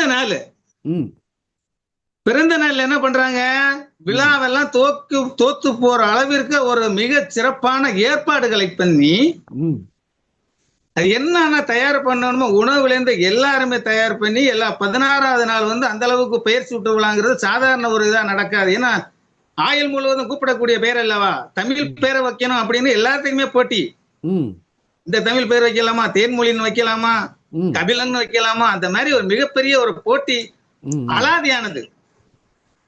அந்த அளவுக்கு வீட்டுல ஒரு மிகப்பெரிய ஒரு நிகழ்ச்சி நடக்கும். அடுத்ததாக சொந்த வீட்டிலேயே என் வீட்டுல ஒரு அனுபவம் இருக்கு. எங்க அண்ணன் நடந்த தூங்குகின்ற பொழுது ஒன்னாவே தூங்கிக்கிட்டு இருப்போம். ஒரு பாட்டை கேட்டுக்கிட்டே நான் தூங்கிக்கிட்டே இருப்பேன். சொல்லிக்கொண்டு மகிழ்ச்சியை தருவது குடும்பம் மட்டுமே என்று சொல்லிக்கொண்டு நல்லதொரு வாய்ப்புக்கு நன்றி கூறி விடைபெறுகிறேன். நன்றி, வணக்கம். அருமை அருமை அருமை அருமை. அதாவது நிழல் தெரியா கட்டி, நிழல் மாதிரி தான் ஐயா தெரிகிறாரு. ஆனா சத்தம் பாருங்க, அப்பா அப்பா அப்பா அப்பா, அவ்வளவு குரல் வலிமை. குடும்பம் தாயா மகிழ்ச்சி. ஒரு குழந்தை பிறந்தா, அந்த குழந்தை பிறக்கிறதுக்கு முன்னாடி எவ்வளவு சந்தோஷம். அப்புறம் அந்த குழந்தை பிறந்ததுக்கு அப்புறம் பேர் வைக்கிறது எல்லாம் குடும்பத்துல தானே இருக்கு. சமூகத்துல இங்க இந்த மாதிரி குடும்பத்தில் உள்ள மகிழ்ச்சி மாதிரி எங்க சமூகத்துல எங்க இருக்குது? நீங்க பாட்டுக்கு எல்லாரும் சமூகம் சமூகம்னு சொல்லிட்டு இருக்கீங்களே. அதாவது ஒரு மகிழ்ச்சி என்பது அந்த திருமண நாட்களிலிருந்து குழந்தை பிறப்பு வரைக்கும் குடும்பத்துல தான் மகிழ்ச்சி. சொந்தக்காரர் ரெண்டு பக்கமும் இரு மனங்கள் மட்டும் சேருதல்ல, பல மனங்கள், அந்த குடும்பத்தின் இரு மனங்கள் சேர்வதோடு பல மனங்களும் சேர்வது தான் ஒரு திருமணம். அதெல்லாம் குடும்பத்துல தானே நடக்கும். சமூகத்துல குறை சொல்லிட்டுல இருப்பான். வந்து சாப்பிட்டுட்டு என்னையா சாப்பாடு இது, சரியா பண்ண மாட்டாங்களே அப்படின்னு குறை சொல்றதுதான் சமூகம். ஆனா குடும்பத்துல அப்படி இல்லை. எதா இருந்தாலும் ஏற்றுக்கொண்டு மகிழ்ச்சியா வாழ்றது தானே குடும்பம் அப்படின்னு சொல்லி முடிச்சிருக்காரு பேச்சாளர் முருகையன். இப்ப அடுத்தது, இப்ப அவங்க அணியில இல்ல அதெல்லாம் கிடையாது, நீங்க என்னத்த சொன்னாலும் சரி, சமூகம்தான் அப்படிங்கிறத சொல்லணும் இல்லையா? இப்போ சமூகம் தான் ஏன் சிறந்ததுன்னு பேச வராங்க ஔவையார் மன்றத்திலிருந்து பேச்சாளர் கௌரி. வாங்க, சொல்லுங்க. வணக்கம்ங்க ஐயா, நடுவர் வணக்கம். ஐயா. இப்ப நான் பேச இருக்கிறது சமூகம் தான் மகிழ்ச்சி தருது அப்படின்னு சொல்லிட்டு. சரிங்கம்மா. இப்ப வருட கடைசியில இருக்கிறதுனால நாங்க போன வாரம் போயிட்டு புதுசா ஒரு கேலண்டர் வாங்கினோம் ஐயா. அத வாங்கினதுமே ஃபர்ஸ்ட் என்னோட கணவரும் சரி பிள்ளைங்களும் சரி கேட்ட முதல் கேள்வி வந்து, அப்பா லீவ் எத்தனை நாள் இருக்குன்னு பாரு அடுத்த வருஷம் அப்படின்னு தான் சொன்னாங்க ஐயா. ஏன்னா வீட்டை விட்டு வெளியில போனாதான் மகிழ்ச்சியா இருக்கலாம், ஒரு 4 செல்ஃபியை எடுத்து சமூக வலைதளத்துல போடலாம், ஒரு 50 லைக்க வாங்கலாம் அப்படின்னு சொல்லிட்டுங்க ஐயா. அதே மாதிரி சரி வீட்டுல இருந்து ஒரு நாள் நம்ம செல்ஃபி எடுத்துதான் பாப்போமே அப்படின்னு சொல்லிட்டு அதே மாதிரி ட்ரெஸ் எல்லாம் போட்டுட்டு மேக்கப் எல்லாம் பண்ணிட்டு நானும் அழகா கிளம்பி நின்னா மூஞ்சிய பாரு குரங்கு மாதிரி இருக்கு அப்படின்றாரு என் கணவருங்க ஐயா. என் பிள்ளைங்க இப்ப செல்ஃபி எடுப்போட மூஞ்சி 2 பொத்திக்கிறாங்க ஐயா. ஆனா வெளியில போன உடனே டிசைனா போஸ் கொடுக்குறாங்க, எப்படி போட்டோ எடுக்கலாம் அப்படின்னு சொல்லிட்டு. ஏன்னா லைக் வேணும், கமெண்ட் வேணும், நம்ம மகிழ்ச்சியா இருக்கோம்னு காட்டிக்கணும், சந்தோஷமா இருக்கோம் அப்படின்னு சொல்லணும்னு சொல்லிட்டுங்கய்யா. அப்புறமா பாத்தீங்கன்னா ஒரு நாள் பள்ளி முன்னாடி எல்லாம் டிசம்பர் வந்தாவே பள்ளி விடுமுறை விடுது அப்படின்னு சொன்னா நான் தான் சொல்லுவேன், ஐயோ எதுக்குடா விடுறா, என் உயிரை எடுக்கிறதுக்கு லீவ் விட்டானே அப்படின்னு சொல்லுவேங்கய்யா. ஆனா இப்ப என் பசங்க சொல்றாங்க, ஐயோ வீட்டுல இருந்தாலே எனக்கு டென்ஷன் தான், எனக்கு ஒரே தொல்லைதான், எங்கடா போறதுன்னு தெரியலையே அப்படின்னு சொல்லி எப்படா வெளியில கிளம்பி போலாம் அப்படின்னு நினைக்கிறாங்கய்யா. 3 வேளை சாப்பாடு நீங்களே போடுறீங்களோ? ஆமாங்க. அப்பா சரி, ஓகே, சொல்லுங்க. அப்ப வெளியில எப்பண்டா கிளம்பி போயிடலாம் அப்படின்னு பாக்குறாங்க ஐயா. சரி இதெல்லாம் கூட பரவாயில்ல போட்டுமேன்னு பார்த்தா என் கணவருக்கு கொரோனா வந்ததுல இருந்து பாத்தீங்கன்னா, கொரோனா டைம் வந்ததுல இருந்து ஒர்க் ஃப்ரம் ஹோமுங்கய்யா. வாரத்துல 3 நாள் வீட்டுல இருப்பாரு, 2 நாள்ல ஆபீஸ் போவாருங்கய்யா. நம்ம காலையில ஒரு டீ போறது இப்ப 3 டீ ஆயி போச்சுங்கய்யா. வேலை செஞ்சுக்கிட்டே இருக்கணும் அடுத்து. நல்லா ஹெட்செட்டை போட்டுட்டு ரூமுக்குள்ள இருந்து ஒரே சிரிப்பு சத்தமா இருக்கும். நம்ம கதவை தட்டி டீயை குடுக்க சொல்லி டீயை மூஞ்சில ஊத்தலாமாங்கிற அளவுக்கு ஒரு பார்வை பாப்பாங்கய்யா. அது எதுக்குன்னு எனக்கும் தெரியல. நீங்க குடிச்சு பாத்துறீங்களா அந்த டீயை? குடுக்க முன்னாடியேங்கய்யா. ஆமா. அப்புறமா பாத்தீங்கன்னா நம்ம மதிய காலையில வேலை செஞ்சு ஒரு 10 டீயை போட்டு கொடுத்து வேலை செஞ்சு எல்லா வேலையும் முடிச்சுட்டு ஒரு மத்தியானம் 1 மணிக்கு போய் கொஞ்ச நேரம் தூங்கலான்னு படுத்துருவோங்கய்யா. படுத்து 10 நிமிஷம் தூங்கலாம் அப்படிங்கிறப்ப தூங்கிட்டு பக்குன்னு பாத்தீங்கன்னா வேர்த்து குப்புன்னு வேர்த்து எந்திரிச்சு நிப்பேங்கய்யா. என்னன்னு பார்த்தா நைஸா வந்து ஃபேன் ஆஃப் பண்ணிட்டு போயிருவானுங்கய்யா. எப்பதான் ஆஃப் பண்ணுவானுங்கன்னு எனக்கும் தெரியறது இல்ல. இதை நான் பல முறை கேட்டுட்டு ஃபேனை ஏன்டா இப்படி ஆஃப் பண்ற நீ அப்படின்னு கேட்டோம்னா, கழிவறைக்கு போகும்போது தெரியாம கைப்பட்டிருக்கும், இது ஒரு பிரச்சனையா உனக்கு அப்படின்னு. நம்ம காலையில இருந்து வேலை செஞ்சு 10 நிமிஷம் நிம்மதியா அந்த வீட்டுல தூங்க கூட முடியறது இல்லைங்கய்யா. இதுல வந்து குடும்பத்துல மகிழ்ச்சி சொல்லிட்டு இருக்காங்க இல்லைங்கய்யா, சுத்தமா இல்ல நிஜமாவே. ஒரு 10 நிமிஷம் தூங்குறதுக்கு இல்லாத வீட்டுல எப்படிங்க மகிழ்ச்சியா இருக்க முடியும், நீங்களே சொல்லுங்க. ஆமாங்கய்யா.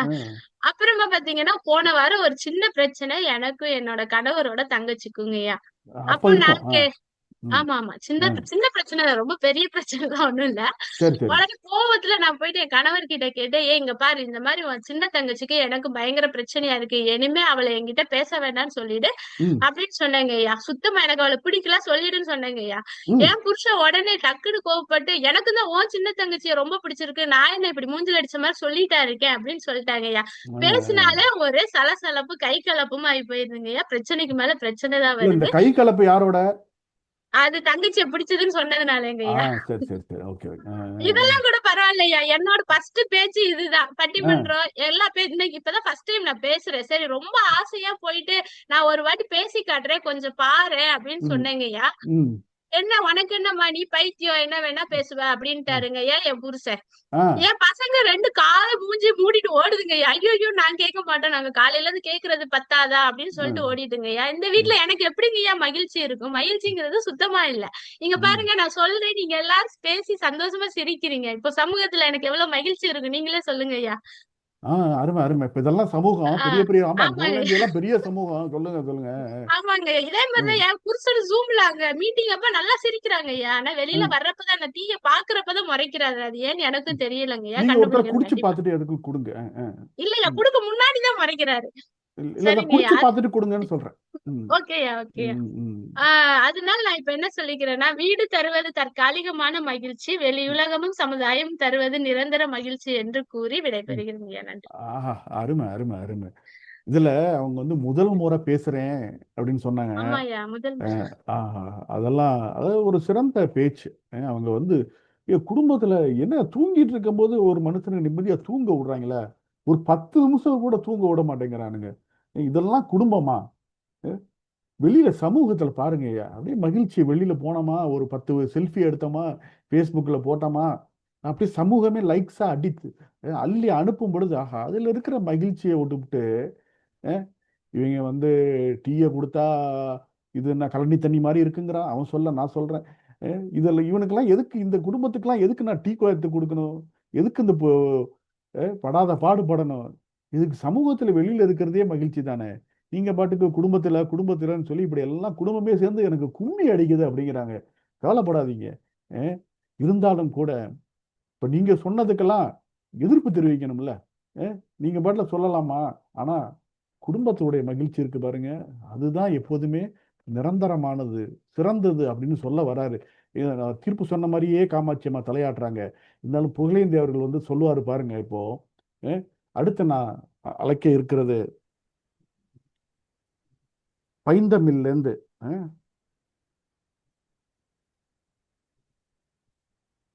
ஐயா புகழேந்தி அவர்கள். குடும்பம் தான், குடும்பத்தில் இருக்கிற மகிழ்ச்சி தான் பேச வராரு. வாங்க ஐயா. அனைவருக்கும் வணக்கம். நடுவர் உள்ளிட்ட சபையோருக்கு என்னுடைய முதற்கண் வணக்கத்தை தெரிவித்துக் கொண்டு, நன்றி. இன்றைய சூழ்நிலையில் மகிழ்ச்சி நிறைந்தது வீட்டிலா சமூகத்திலா? ஆமையா, நம்ம எல்லாருக்குமே தாங்க தெரியும் வீட்டுல தான் அப்படின்னு. வீடுங்கிறதாங்க முன்னாடி வந்துச்சு, அப்புறம் தாங்க சமூகம். ஆமா, சமூகம் போறதுன்னா நம்ம படியை விட்டு வெளியில போறதுதான் சமூகம். போய் சமூகத்துல கலந்துக்கிறது, சமூகத்துல கலந்துக்கலாம், கலந்துக்காமலே இருக்கலாம். ஆமா, நாம வீட்டுலன்னு சொன்னாக்கா குழந்தை பிறக்கிறதுல இருந்து மகிழ்ச்சி, குழந்தை பக்கம் மகிழ்ச்சி, அதை படிக்க வச்சா மகிழ்ச்சி, வேலையில வச்சா மகிழ்ச்சி. அதுக்கு முன்னாடி திருமணம் ஒண்ணு பண்ணுவாங்களா, அது வீட்டுல இவ்வளவு மகிழ்ச்சி இருக்கு. அதுக்கு பேர குழந்தை பிறந்ததுன்னு வச்சுங்க, மகிழ்ச்சியோ மகிழ்ச்சி. அருமை அருமை. இதனால ஒரு வீட்டுல மகிழ்ச்சி அப்படின்னா தான் பெற்ற பிள்ளைகளால் ஒரு பெற்றோருக்கு மகிழ்ச்சி ஆணித்தனமா உங்கள்ட்ட சொல்றேன். சரிங்க. அடுத்தபடியா சமூகத்துல பொறாமையை தவிர வேற எதுவும் இருக்காது. அவன் அவ்வளவு படிச்சிருக்கிறான், இவன் இவ்வளவு படிச்சிருக்கிறான், அவன் அந்த வேலையில இருக்கிறான், இவன் இந்த வேலையில இருக்கிறான், இவன் நிறைய சம்பாதிக்கிறான், அவன் நிறைய வேறுபாடுகளை பாக்குறதுதான் சமூகம். சில நேரங்கள்ல வீட்டுல உள்ளவங்க நான் வெளியில கிளம்பவே முடியல, சமுதாயத்தினால நம்ம வந்து பொருளாதார மூலமாகவோ அல்லது சமூக மூலமாகவோ நம்மளை புறந்தள்ளுவார்கள் என்று வீட்டிலேயே இருக்கக்கூடியவர்களும் இருக்கிறார்கள். இதை நினைத்தால் வீட்டில்தான் மகிழ்ச்சி. அவங்க சொன்னாங்க பண்டிகை வந்து கொண்டாட்டம் வந்து சமூகத்துலதான் நல்லா இருக்கும் அப்படின்னு சூர்யா சொன்னாங்க. அப்படின்னா கிடையாது. வீட்டுல காலையில தீபாவளின்னா எண்ணெய் தேய்ச்சி குடிச்சிட்டு பலகாரம் தின்னுட்டு வெடி வெடிச்சு புத்தாடை போட்டுக்கிறதுல தாங்க சந்தோஷம் அதிகம். அதே மாதிரி பொங்கல் வந்துனாக்கா பொங்கல் அப்படின்னு சொல்லிட்டு ஓடி போய் விளையாடுறது தாங்க வீட்டுல சந்தோஷம். சமூக மன்றத்துல செய்வாங்க, கையை கட்டிட்டு நிக்கணும், கொடுப்பாங்களான்னு நினைக்கணும். அப்புறம் வந்து நம்ம ஸ்பூனால சாப்பிடணும். அங்க போனாக்கா சமுதாயத்துல என்னோட அது கட்டுப்பாடு இருக்கும். இந்த கட்டுப்பாடை மதித்துதான் சமூகத்தை இருக்கணும். நான் வீட்டில் அப்படி கிடையாது. கட்டுப்பாடே கிடையாது. அப்படி இருக்க தேவையில்லை. அவங்க சொன்னாங்க மருத்துவமனைக்கு போகணும், போனாக்கா நம்ம சமூகத்தில் உள்ள ஃப்ரெண்ட்ஸ் எல்லாம் நம்மளை காப்பாற்றுவோம். இல்ல, மருத்துவர்கள் ஃபர்ஸ்ட் வந்து கேட்கறது வீட்டுல யாருங்க இதுல கையெழுத்து போடுவா, வீட்டுல யாராவது அழைச்சிட்டு வந்தீங்களா, பெரியவங்க யாரும் இருக்காங்களா, நாங்க மருத்துவமனைக்கு உங்க சிகிச்சைக்கு உள்ளார அழைச்சிட்டு போறோம், எங்களுக்கு கையெழுத்து தேவை, அதை போடுங்க அப்படின்னு சொல்லுவாங்க. அது பெரிய போடுறப்ப நம்ம வீட்டுல உள்ளவங்க தான் போடுவாங்க, சமூகத்துல உள்ளவங்க போட மாட்டாங்க. ஆனா சமூகத்துல இருக்கிறவங்க வந்து வேடிக்கை பார்ப்பாங்க, வேடிக்கை இல்ல வந்து பார்ப்பாங்க, அவங்களுக்கு வந்து முன்னுரிமை கிடையாது. அதே போல வந்து காலண்டரு லீவு அப்படின்னா கேட்டாங்க, வெளியில என்ன போனாக்கா நம்மளுக்கு வந்து மகிழ்ச்சி கிடைக்கும், உள்ளூர்ல மகிழ்ச்சி இருக்காதுன்னு சொல்றாங்க. அவங்களுக்கு நான் ஒண்ணு சொல்லிக்கிறேன், நல்ல டீ போட கத்துக்கிட்டா அவங்களுக்கு இன்னும் சிறப்பா இருக்கணும் அப்படிங்கறத நான் சொல்லிக்கிறேன். விருந்தாளி வருவாங்க பாருங்க நம்ம வீட்டுக்கு, அது பெரிய மகிழ்ச்சிங்க. விருந்தாளி வருவாங்க பாருங்க, மாமனார் வீட்டுல இருந்து என்னோட மனைவியோட தங்கச்சி அழைச்சிட்டு வருவாங்க. எல்லாருக்கும் அதே பிரச்சனை இருக்கு. என்னோட குழந்தைய அழைச்சிட்டு வர்றப்ப எனக்கு இருக்கிற மகிழ்ச்சி உலகத்துல யாருக்குமே இருக்க முடியாது. இல்ல, செந்தாமரையா வேற ஒரு பட்டிமன்றத்துல சேர்க்கும் போதே நினைச்சேன். சொல்லுங்க இருக்கான். அப்படி வந்து நான் என்ன சொல்றேன், மருத்துவமனை திருமணத்துல தேர்வுன்னு சொல்றாங்க. திருமணத்துல வந்து சமூகத்துல வந்து நிறைய பேரை அழைச்சு நம்ம திருமணம் செய்யறதா சொன்னாங்க. இப்படி கிடையாது திருமணம் அப்படிங்கிறது. திருமணம்ங்கிறது இரண்டு வீட்டார் முடிவு செஞ்சு செய்யறது. அப்ப அங்கே வீடார்னு வருது, இரு வீட்டார் அழைப்பு. அதனால 1000 ஜன்னல் வீடு இது அன்பு வாழும் கூடு, ஆலமரத்து விழுது இது அப்படி வேறு பாரு அப்படிங்கிற பாட்டை முடிச்சு, இதனால இன்றைய சூழ்நிலையில் மகிழ்ச்சி நிறைந்தது வீடே என்று தீர்ப்பளிக்கும்படி நீதிபதியை கேட்டுக்கொண்டு முடிக்கிறேன். நன்றி, வணக்கம். அருமை அருமை அருமை. அது நேரடியா சொல்லிட்டாரு, தீர்ப்பு நீதிதான் சொல்லணும். இல்லைன்னா நல்ல வேலை ஜூமா இருக்கு, நேரடியா இருந்தா அவ்வளவுதான். அதனால தீர்ப்பு இதுதான் அப்படின்னு சொல்லணும்னு சொல்லிட்டாரு. குடும்பத்துல தான் மகிழ்ச்சி இருக்கு, வேற என்ன இருக்கு? சமூகமா வந்து உதவி செய்யறாங்க, சமூகத்துல எல்லாம் போட்டி பொறாமை, இவன் நல்லா இருக்கானே எப்படி நல்லா இருக்கிறான், இதுதான் கேள்வி. ஒரு பையனை பார்த்து அப்பா கேட்க சொன்னாரு, மாமா வந்திருக்காரு, அவரை போய் வெளியில வந்து மாமா நல்லா இருக்கியான்னு கேளுன்னு சொல்லி. உடனே அந்த பையன் வெளியே வந்தான், வந்து பார்த்துட்டு மாமா எப்படி நல்லா இருக்கேன்னு கேட்டான். ஆமா, அப்போ வெளியில இருந்து வந்த சமூகத்துல அவன் ஏத்துக்கல. நீ எப்படி நல்லா இருக்க, வந்து என் குடும்பத்துல பிரச்சனை பண்றதுக்குன்னு சமூகம் தான் வெளியில இருந்து வருது. அதனால குடும்பத்துல தான் மகிழ்ச்சி. அந்த பேரப்பிள்ளை அதுக்கு அதாவது தாத்தாவாகி அந்த ஒரு மகிழ்ச்சி, குடும்பத்துல தன்னுடைய குழந்தைகள், இப்படி இருக்கக்கூடியதுதான் மகிழ்ச்சி. சமூகத்துல என்னத்த மகிழ்ச்சி இருக்குது? இருந்தாலும் பைந்தமிழ் சொல்லி முடிச்சா கூட ஔவையார்ல இருந்து வந்து சொல்றாங்க, அதெல்லாம் கிடையாது, சமூகம்தான் அப்படின்னு. அடுத்த பேச்சாளர் யார் வரா? ஔவையார்ல இருந்து ரத்னா வராங்க. இந்த இன்றைய சூழ்நிலையில சமூகம்தான் அப்படிங்கிறதுக்கும் புகழேந்தி மற்ற எல்லாத்துக்கும் இதுதான் பதில் சொல்ல வராங்க ரத்னா. வாங்க ரத்னா. அவையோர் அனைவருக்கும், நடுவர் அவர்களுக்கும் என் அன்பார்ந்த வணக்கங்கள். ரொம்ப அழகா எதிரணியர் பேசினாங்க. வீடுதான் மகிழ்ச்சியை தருதாமா, வீட்டுல கட்டுமானன்றாங்க, குழந்தை பாசம்ன்றாங்க, பெரியவங்கன்றாங்க, மதிப்பீடு இல்லைன்றாங்க, அப்பப்பா அளந்து விடுறாங்க. போலி வாழ்க்கை சமூகத்துல இருக்கவங்க தான் வாழ்றாங்களாம். உண்மையிலேயே போலி வாழ்க்கை யாரு வாழ்ந்துட்டு இருக்கா? வீட்டுல இருக்கவங்க தான். கணவனுக்காக மனைவி நடிக்கிறாங்க, மனைவிக்காக கணவன் நடிக்கிறாங்க. இன்னைக்கு அவங்க கிட்ட ஒரு அன்பு இருக்கணும், பாசம் இருக்கணும்ன்றதுக்காகவே நம்ம நடிச்சிட்டு இருக்காங்க. ஆனா உண்மையான மகிழ்ச்சியை யாரு தருது? வீடா தருது? உண்மையா அவங்க சொல்லி பாருங்க, உங்க பிள்ளைங்க கிட்ட இருந்து எவ்வளவு பிரச்சனை. ஐயோ மார்க் வாங்கலன்னு யாரு கவலைப்படுறா? நீங்க தான் கவலைப்படுறீங்க.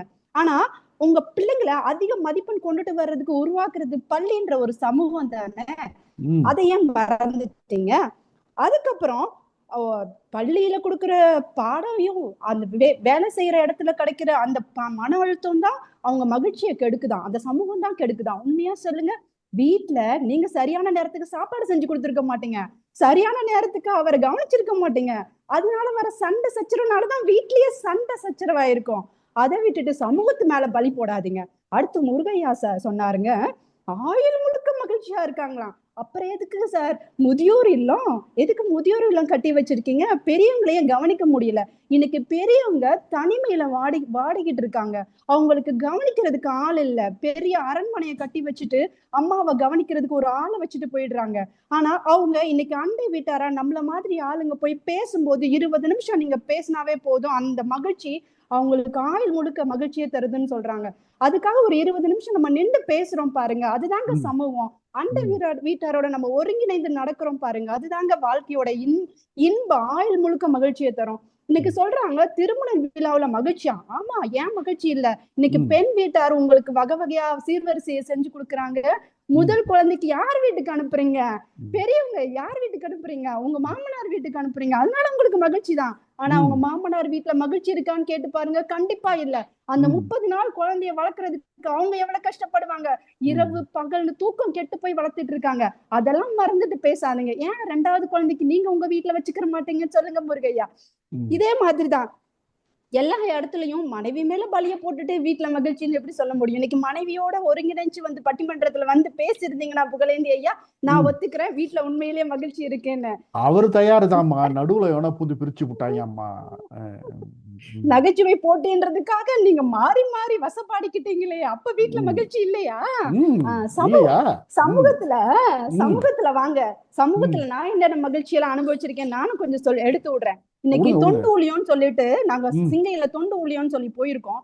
75 வயது மூதாட்டி 50 ஆண்டுகளா தொண்டு ஊழியம் செஞ்சிருக்காங்க. அவங்க சொல்றாங்க, இன்னைக்கு நான் தனிமையில இருக்கேன், என் பையன் வெளிநாட்டுல இருக்கான், ஆனா எனக்கு தொண்டு ஊழியம் செய்யும் போது உங்களை மாதிரி பிள்ளைங்கள் கிடைக்கிறாங்க.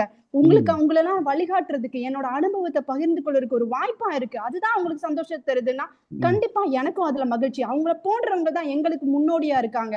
நாங்களும் இன்னும் ஆர்வமா செய்ய ஓடி வர்றோம். அப்புறம் இல்லத்தரசியா இங்க இந்தியாவில இருந்து சிங்கைக்கு வந்து கஷ்டப்படுற இல்லத்தரசிங்களை கேட்டு பாருங்க, அப்பா எப்படா வீட்டை விட்டு வெளியில ஓடுவோன்னு இருப்பாங்க. ஏன்னா வீட்டுல சந்தோஷமே இல்லைங்க, மகிழ்ச்சின்ற ஒரு வார்த்தையே அங்க இல்ல. சமூகத்தை தேடி வராங்க. இன்னைக்கு பள்ளி பெற்றோர் ஆதரவு குழு வேணும்னு சொன்னா போதும், முந்தி அடிச்சுட்டு வாட்ஸ்அப் குரூப்ல சேர்ந்துட்டு வந்து உதவி செய்யறாங்க. ஏன்னா அவங்க திறமைய காட்டுறாங்க, பாராட்டு கிடைக்குது. ஐயா, நான் 2 நிமிஷம் பேசினா கூட கேக்குறதுக்கு என் வீட்டுல காது கொடுக்க மாட்டாங்க. அம்மா ரொம்ப பேசாத, ரொம்ப பேசாதமான்றாங்க. ஆனா நான் பேச்சாளர் மன்றத்துல சேர்ந்ததுக்கு அப்புறம் பேசினா இன்னும் 1 நிமிஷம் கூடுதலா பேசிருக்கலாமே, உங்களுக்கு 7 நிமிடம் 30 வினாடி கொடுத்திருக்கேன் அப்படின்னு சொல்றாங்க. அப்ப யாரும் நமக்கு பேசுறதுக்கு வாய்ப்பு கொடுக்குறா? அதான் சமூகம். அதுலதாங்க எங்களுக்கு மகிழ்ச்சி கிடைக்குது. சும்மா பேசினாவே பாராட்டுறாங்க, அந்த மகிழ்ச்சி தான் நமக்கு வேணும். இப்படிதான் பள்ளி ஆதரவு குழுக்கள்ல எல்லாரும் அவங்க திறமையை வெளிப்படுத்துறாங்க, பாராட்டு கிடைக்குது, பாராட்டு மலையில மகிழ்றாங்க. இப்படிதான் சமூகம் நம்மளை ஊக்குவிக்குது, உற்சாகப்படுத்துது. அந்த சமூகத்துக்காக நாம என்ன செஞ்சிருக்கோன்றதான் நம்ம பேசணும். நீங்க மட்டும் கேக்க கட் பண்ணி கொண்டாடினா அது பேரு கொண்டாட்டம் இல்ல. அந்த பிறந்த நாள் விழால உங்க பிள்ளைங்க சொல்லும், அம்மா என்னோட நண்பர்களை அழைச்சிட்டு வந்து கட் பண்ணணும் அப்படின்னு சொல்லுவாங்க பாருங்க. அப்ப உங்க பிள்ளைங்களுக்கு கூட நண்பர் தான் தேவைப்படுது. அதனால நீங்க மட்டும் கட் பண்ணா மகிழ்ச்சி கிடையாது, ஒரு சமூகமா சேர்ந்து ஒரு விழாக்களை நடத்தினாதான் மகிழ்ச்சி என்று கூறி மேடை நடுவரிடம் ஒப்படைக்கிறேன். நன்றி. அருமை அருமை, ரொம்ப ரொம்ப அருமையா பேசினாங்க. கேக்கு வெட்டினீங்கன்னா நீங்க மட்டும் சாப்பிடாதீங்கயா, சமூகத்தை கூப்பிடுங்க. ஒரு 2000 பேர் 3000 பேருக்கு கேக்கை வெட்டி கொடுங்க, அவங்களும் மகிழ்ச்சியா இருப்பாங்க அப்படின்னு ரொம்ப அருமையா சொல்லிட்டு போயிருக்காங்க. அவ்வளவு பெரிய கேக்கு வாங்குறதுக்கு எங்க போறது? இருந்தாலும் கூட சமூகத்துல என்ன திறமைய வளர்க்குறான், குடும்பத்துல பேசாத என்னால தாங்க முடியலன்னு சொல்றான். ஆனா சமூகத்துல அதுக்கான வாய்ப்புகளை உருவாக்கி வச்சிருக்காங்க. பேச்சாளர் மன்றங்கள்ல வந்து பேசும்பொழுது திறமைகளை பாராட்டுறான், ரொம்ப சிறந்த பேச்சாளராக இருக்கீங்களே அப்படின்னு பாராட்டுறான். அதுதானே மகிழ்ச்சியா இருக்கு. குடும்பத்துல கொட்டாய் விடுறதுக்கு வாயை திறந்தாலும் வாயை திறக்காத மூடுன்றானுங்க. அவ்வளவு கஷ்டப்பட்டிருக்காங்க அவங்க. கேட்கறதுக்கு ஆள் இல்லை. இவ்வளவு சவுண்டா பேசுறத கேட்கறதுக்கு ஒரு வார்த்தை கூட கேட்க மாட்டேங்கிறாங்களே. அவங்க கஷ்டத்தெல்லாம் சொல்லிட்டு போயிட்டாங்க. ஆனால் சமூகத்துல இருக்கிற மகிழ்ச்சியை பாருங்க. யாரையாவது காது கொடுத்து திருப்பி திருப்பி குடும்பம் குடும்பம்னு சொல்றீங்களே, அந்த குடும்பம் உங்களுக்கு என்ன செய்யுது? எது செஞ்சாலும் அது செய்யாத இது செய்யாதன்னு சொல்லுது. ஆனால் திறமைகளையும் அடுத்த கட்டத்துக்கு நம்ம எடுத்து போறதுக்கும் குடும்பத்தான் காரணமா இல்லை, சமூகம். சமூகத்துல தான் அதுக்கான ஆதரவு இருக்குது, அங்கீகாரம் இருக்குதுன்னு ரொம்ப அருமையா சொல்லிட்டு போயிருக்காங்க. நீங்க என்ன வேணாலும் சொல்லிக்கங்க. இப்ப நான் வரேன் பாருங்க, குடும்பம் தான் என்னுடைய குடும்பம் தான். கணவர் ஏற்கனவே சொல்லிட்டு போயிட்டாரு, என்னை ஏற்கனவே சொல்லி அனுப்பிச்சிருக்காரு. இதுதான்மா நீ இப்ப நம்ம குடும்பத்தை பத்தி போய் சொல்லு அப்படின்னு சொல்லி நம்ம ஐயா அனுப்பிச்சிட்டாரு. அதனால பைந்தமிழ்லேருந்து பேச வராங்க சகோதரி பேச்சாளர் காமாட்சி பாலகுமாரன் அவர்கள். வாங்கம்மா.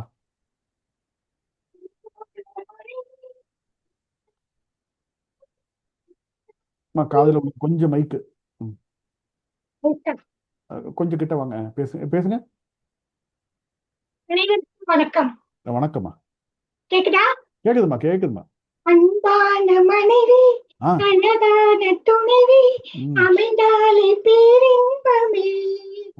நல்ல மனையாளின் தேசம் ஒரு கோடி, நெஞ்சமெனும் வீணை அதுவே தேடி சம்சார சாம்ராஜ்யமே.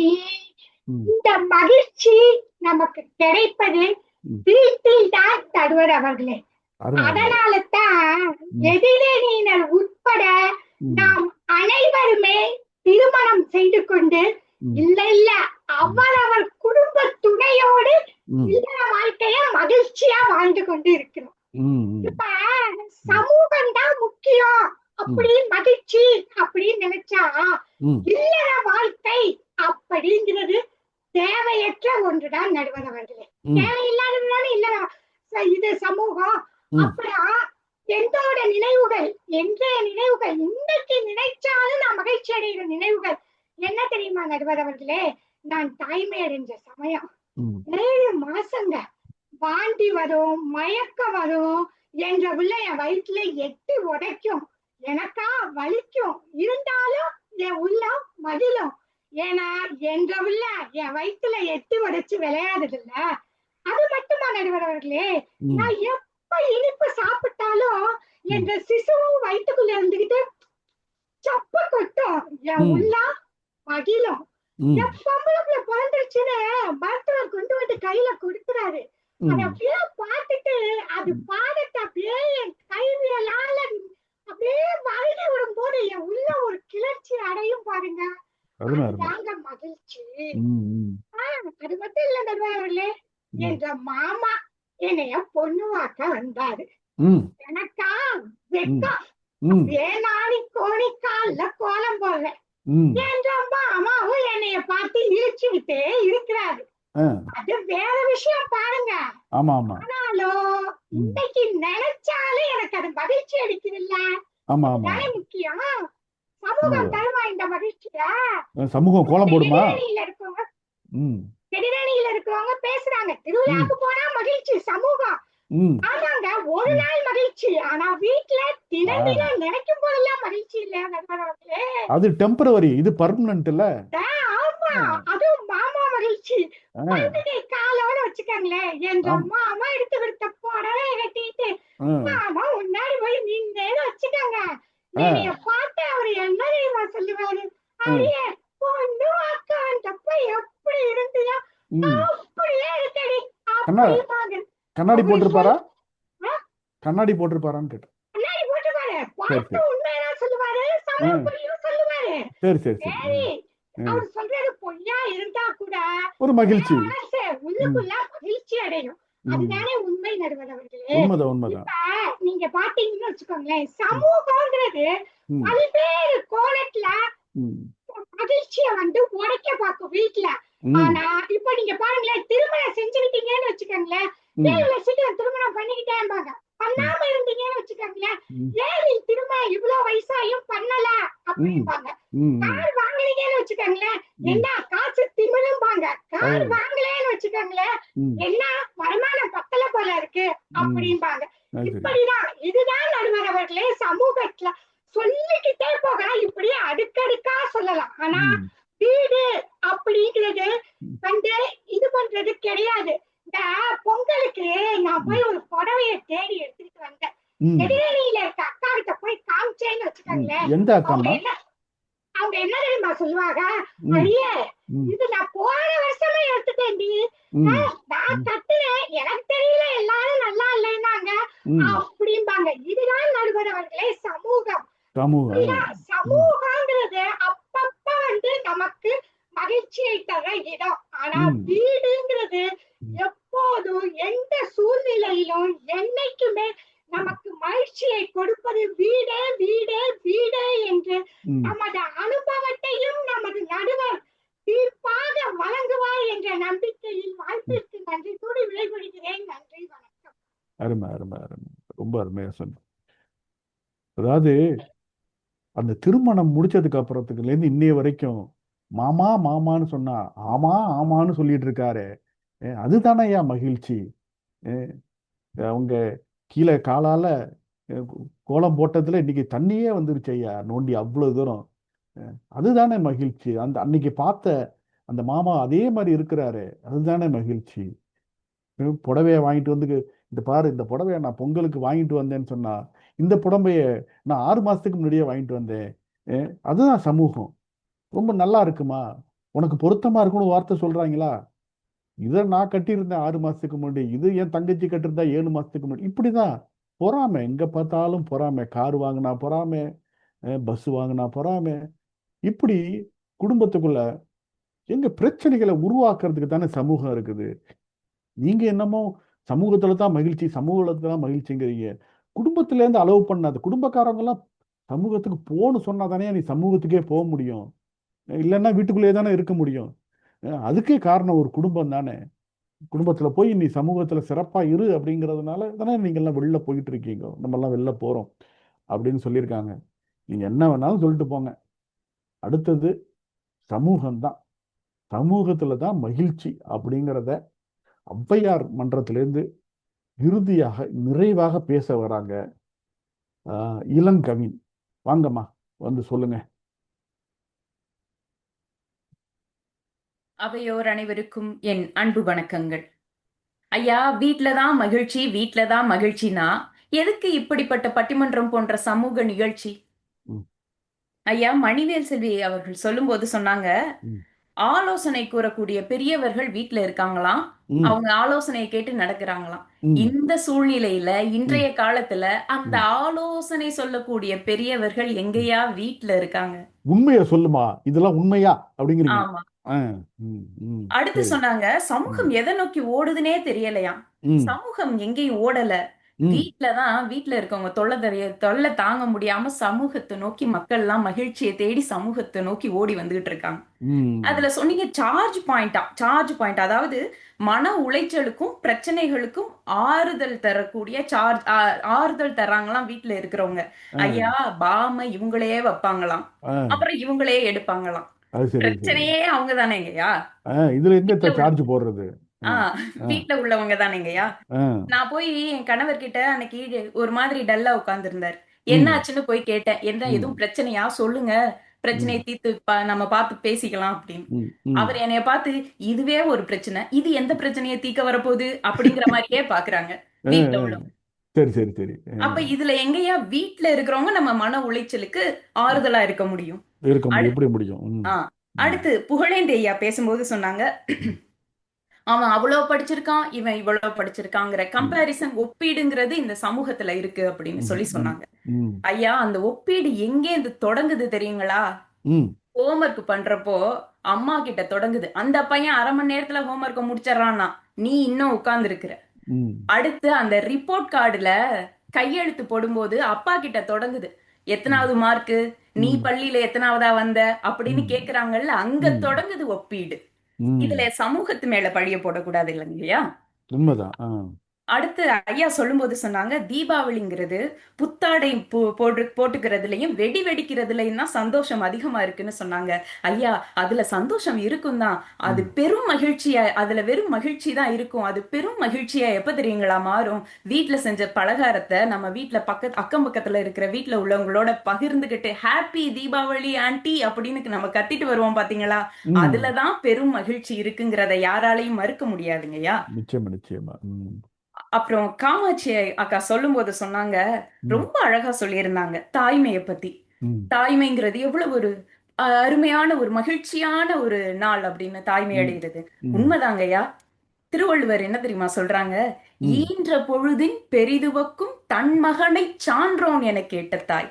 அதாவது நமக்கு குழந்தை பிறக்குதுங்கிறது அன்னைக்கு நமக்கு சந்தோஷமா தான் இருக்கும். ஆனா அதை விட எது தெரியுமா சந்தோஷமா இருக்கும்? இந்த சமூகத்துல உள்ளவங்க தன் பிள்ளைய சான்றோன்னு சொல்லும் போது அப்ப இருக்கிற மகிழ்ச்சி தான் பெரிய மகிழ்ச்சின்னு திருவள்ளுவர் அவர்களே சொல்லிட்டாங்களேயா. ஐயா, வாரத்துல 5 நாளும் நம்மளால வேலைக்கு போயிட்டு வர முடியும். வாரத்துல 5 நாளும் வீட்டுக்குள்ளே இருக்க முடியுமாங்கய்யா? இருந்தா பிரச்சனை தான் வரும்.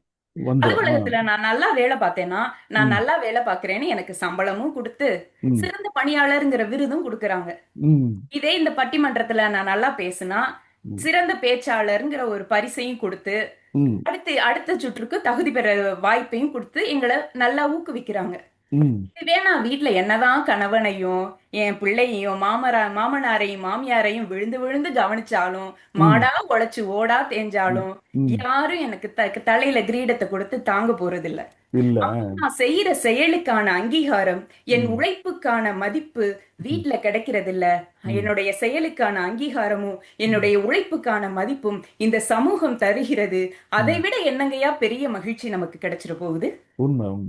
ஐயா, வீட்டுல இப்ப லீவுனா யாருமே வீட்டுல இருக்கிறது இல்ல. லீவ் விட்டா வெளியில போறோம். அப்படியே வீட்டுல இருந்தாலுமே சமூக வலைதளத்துலதான் நம்ம பாதி நேரத்தை நம்ம மகிழ்ச்சியா சில நிகழ்ச்சிகளை பார்த்து செலவிட்டுக்கிட்டு இருக்கோம். அப்போ வீட்லயும் சரி, இந்த சமூகத்திலயும் சரி, நம்ம வெளியில போனாலும் வீட்டுல இருந்தாலும் அதிக மகிழ்ச்சியை தர்றது இந்த சமூகம் தான் என்று கூறி நிறைவு செய்கிறேன். நன்றி. வீட்டுல உட்காந்துக்கிட்டே சமூக வலைத்தளம், எவன் பேர் வச்சாலும் தெரியல, சமூக வலைத்தளம். வீட்டுல உட்காந்துக்கிட்டே சமூகத்தை தானே ஏற்படுத்திக்கிட்டு இருக்கீங்க.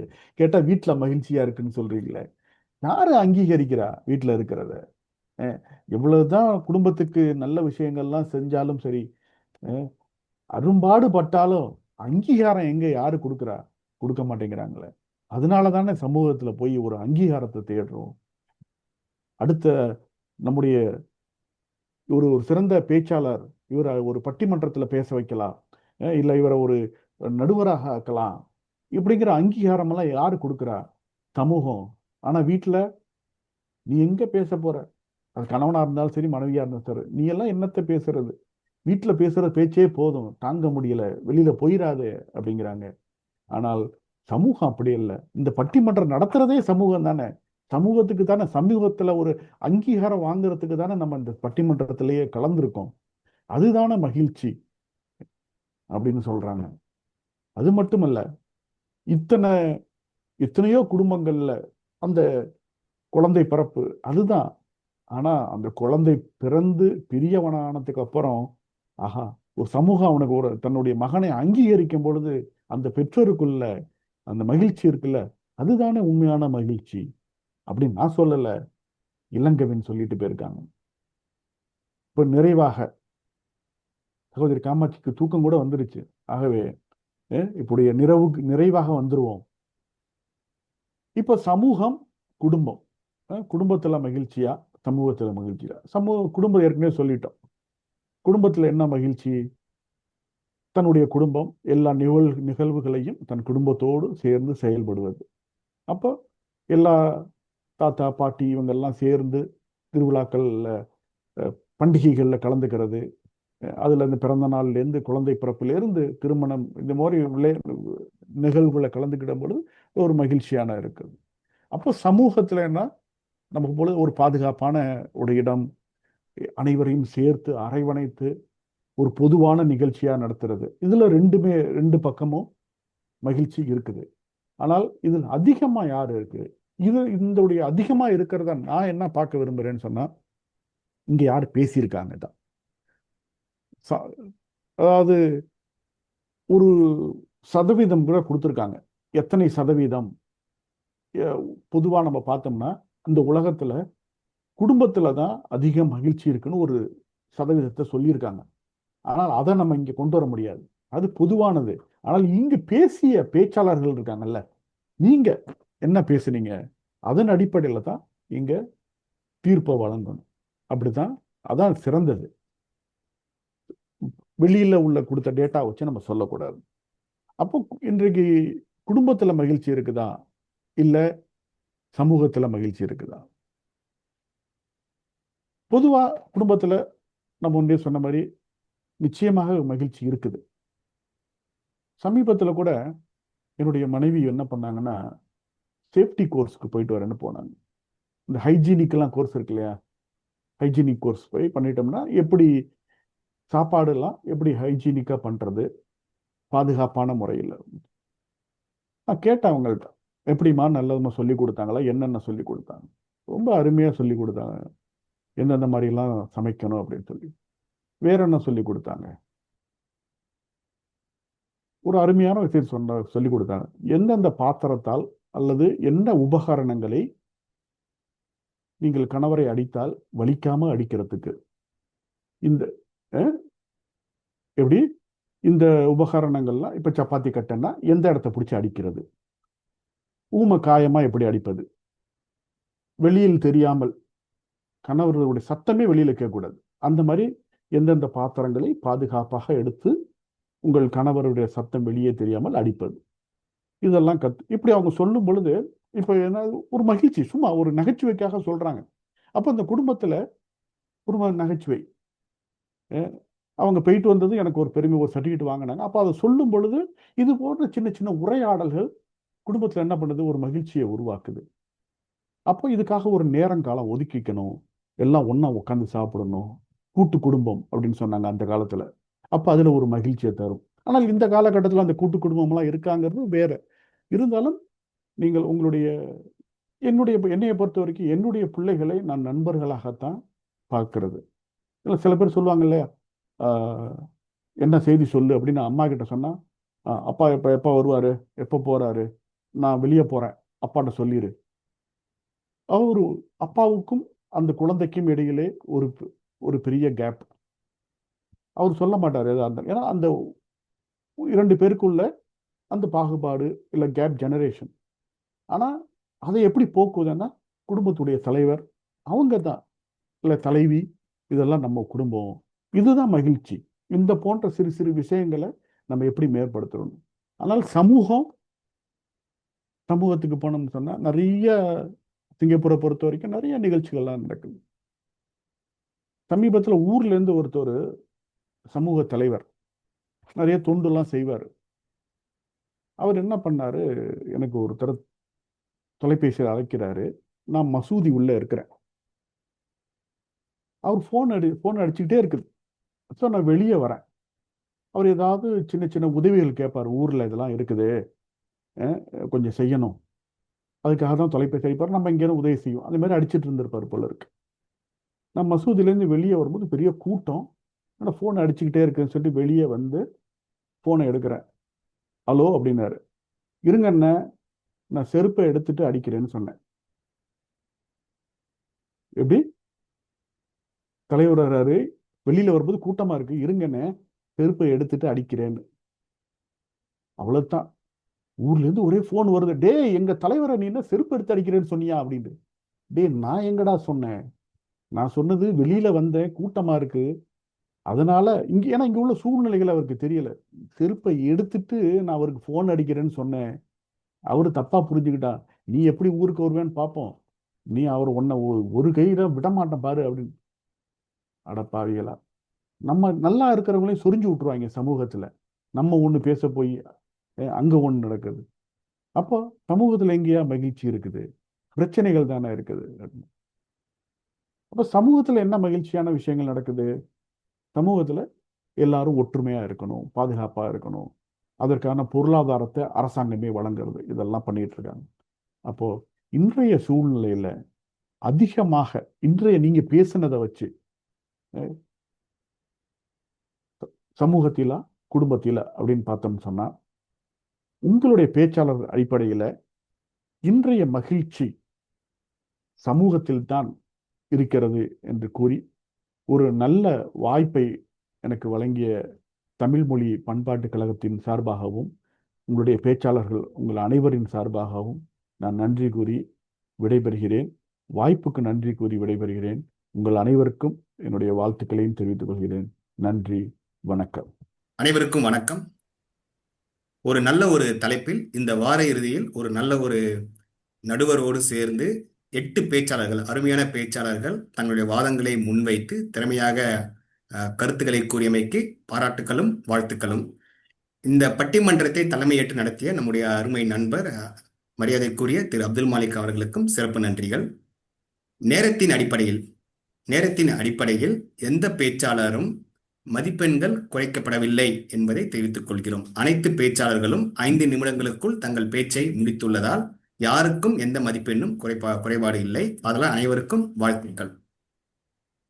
தலைப்பிற்கான தீர்ப்பை நடுவர் அப்துல் மாலிக் அவர்கள் ஏற்கனவே அறிவித்துள்ளார். இருந்தாலும் அடுத்த சுற்றுக்கு செல்லும் அணி என்ன என்பது மதிப்பெண் வாயிலாகவே என்ற விதிமுறையின்படி ஒவ்வொரு பேச்சாளருக்கும் அதிகப்படியாக 30 மதிப்பெண்கள் கொடுக்கப்பட்டுள்ளன, அதிகபட்சமாக. அதனால் ஒவ்வொரு அணிக்கும் அதிகபட்சமாக 120 மதிப்பெண்கள் பெறக்கூடிய வாய்ப்பு உள்ளது.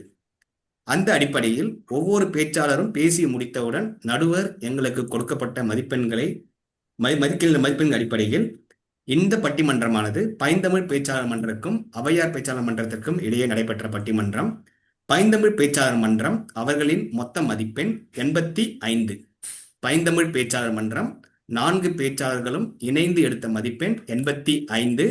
நடுவர் கொடுத்த மதிப்பெண்ணில் இருந்து எந்த ஒரு மாற்றமும் செய்யப்படவில்லை என்பதை மீண்டும் ஒரு முறை உறுதிப்படுத்திக் கொள்கிறோம். ஔவையார் பேச்சாளர் மன்றம் 4 பேச்சாளர்களும் இணைந்து எடுத்த மதிப்பெண் 83. ஔவையார் பேச்சாளர் மன்றம் 4 பேரும் இணைந்து எடுத்த மதிப்பெண் 83. மதிப்பெண் அடிப்படையில் அடுத்த சுற்றுக்கு பைந்தமிழ் பேச்சாளர் மன்றம் தகுதி பெறுகிறது.